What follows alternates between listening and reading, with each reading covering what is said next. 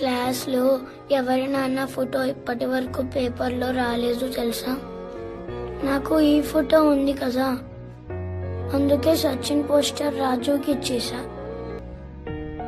నాన్న నువ్వు మళ్ళీ ఆడవా? నువ్వు చెప్పు, ఆడినా వద్దా? ఆడు నాన్న, నువ్వు ఆడితే చాలా బాగుంటుంది, హీరోలా అనిపిస్తావు.